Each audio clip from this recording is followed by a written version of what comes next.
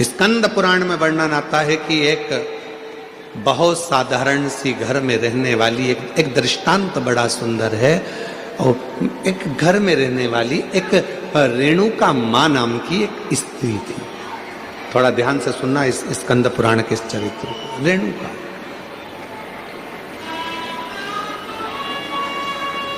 वो रेणुका माँ के पास में कुछ भी नहीं था। उसकी एक बेटी थी सुकन्या कर। रेणुका माँ की एक बेटी थी सुकन्या, बड़ी सुंदर थी।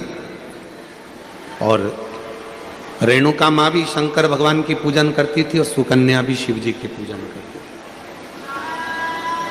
सरल विधि से पूजन करते थे। मंदिर जाते थे तो जाते जाते कोई वृक्ष की पत्तियां मिल जाती थी, वो शिव जी को चढ़ा देते थे।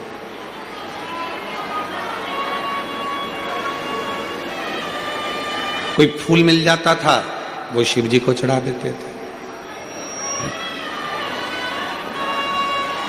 और कई बार ऐसा हुआ कि रेणुका सुकन्या को कोई पत्ती नहीं मिली, कोई फूल नहीं मिला तो उन्होंने जल चढ़ा दिया। कई बार ऐसा भी हुआ कि सुकन्या और रेणुका को जल भी नहीं मिला तो उन्होंने 3 बार ताली बजा दी। कई बार ऐसा हो गया सुकन्या रेणुका को कि वो मंदिर भी ना जा पाए तो उन्होंने शिखर का दर्शन कर लिया। शिखर का दर्शन।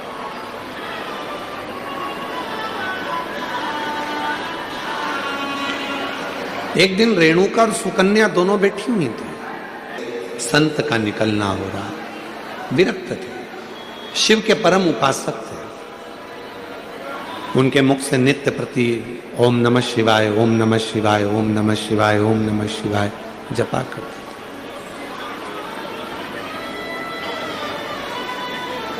आज संत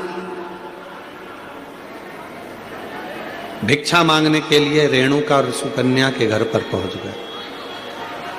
आवाज लगाई, माता भिक्षाम दे, माता भिक्षाम दे, भूख लगी है, थोड़ा अन्न का भाग दीजिए। रेणुका सुकन्या बाबा की आवाज सुनकर बाहर गई। दरवाजा खोला, आसन दिया, बिछाया, बिठाया, जल पिलाया, अंदर से भोजन ला कर दिया। पूजा की तैयारी कर रही थी शिव मंदिर जाने के लिए सुकन्या। और बाबा की दृष्टि पड़ गई उस पूजन की थाली पर। और जैसे ही संत की दृष्टि पूजन की थाली पर पड़ी तो संत ने बात बात में पूछ लिया, ये पूजन में सारा साहित्य रखा हुआ है पर गंगा का जल नहीं है तो तुम्हारी पूजन शिव स्वीकार नहीं करेंगे। ये संत ने कह दिया रेणुका और सुकन्या से। सुकन्या की बुद्धि में वो बात बैठ गई और सुकन्या माँ के चरणों में प्रणाम कर कर बोली कि मुझे गंगा का जल चाहिए, मुझे गंगा का जल चाहिए। बाबा कहकर गए हैं, संत कहकर गए हैं कि जब तक गंगा का जल पूजन की थाली में नहीं होगा तब तक शिव प्रसन्न नहीं होंगे। रेणुका दोनों आंखों में जल भर ली, कहा एक काम करो सुकन्या, तुम गंगोत्री चली जाओ और गंगा जी के उद्गम से गंगा जी का जल लेकर आ जाओ। जाओ। सुकन्या हाथ जोड़कर बोली, मां मैं अकेली कन्या, मैं अकेली स्त्री गंगा का जल लेने के लिए कैसे जाऊंगी। शिव की पूजन सुकन्या ने भी बंद कर दी, रेणुका ने भी बंद कर दी। दोनों शंकर के मंदिर नहीं जा रही हैं क्योंकि संत कहकर गए हैं कि गंगा का जल होना जरूरी है। अब गंगा का जल ही नहीं है तो शंकर मंदिर जाके करूंगी क्या। ना सुकन्या मंदिर जा रही है, ना रेणुका मंदिर जा रही है। तभी मेरे ओघड़ दानी ने ध्यान दिया और आज भगवान शंकर का चेहरा कुछ उतरा हुआ था तो नंदी ने पूछ लिया, प्रभु क्या बात है, आज आपका मुख उतरा हुआ, आज आपका चेहरा उतरा हुआ है। प्रभु क्या बात है। भगवान देवादिदेव महादेव ने कहा, नंदी, एक रेणुका और एक सुकन्या एक गांव में निवास करती हैं, उनके पास में जो होता है वो मेरा श्रृंगार करती हैं, पूजन करती हैं। एक संत भिक्षा मांगने के लिए आए थे और वो उनको ज्ञान देकर चले गए, उनको बताकर चले गए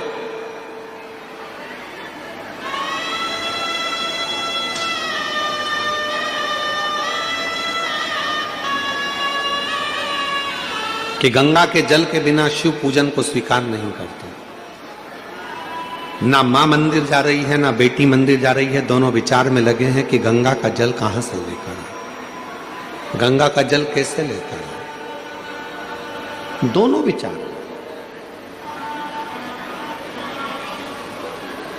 और उन दोनों के जल के बिना मैं फीका हूं। तभी भगवान शिव के पास से नंदी दौड़ कर गए। आप चिंता मत करो, आपका चेहरा उतरा हुआ देखकर, मुख उतरा हुआ देखकर मुझे अच्छा नहीं लग रहा।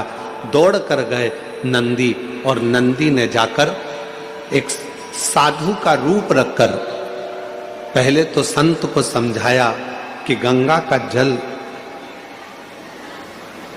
की मूलता नहीं, मूलता है शिव भक्ति की। जाओ, जाकर सूचित करो। संत मानते नहीं थे तो नंदी ने अपना असली विग्रह धारण कर, बड़े बड़े सींग, बड़ा विराट सा स्वरूप नंदी का, बड़ा विराट सा स्वरूप।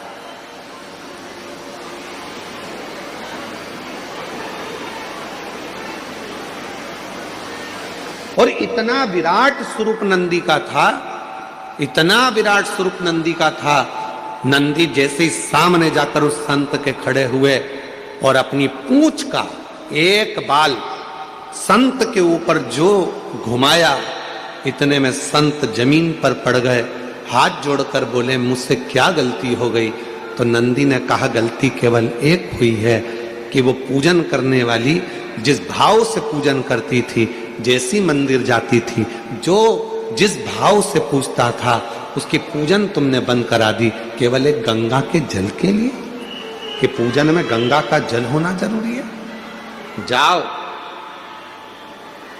नंदी ने कहा, संत, ए साधु, जाकर वो रेणुका और सुकन्या से जाकर कहो कि जब शंकर भगवान के ऊपर एक लोटा जल चढ़ता है, जब शिव जी के ऊपर पानी की एक बूंद गिरती है, जब शंकर भगवान के ऊपर अगर कोई साधारण जल भी चढ़ता है तो वो शंकर के ऊपर चढ़ा, और जैसे उनके शिवलिंग पर चढ़ा, जटा से लगा, तो वो अपने आप गंगा जल बन जाता है, अलग से गंगा जल की जरूरत नहीं।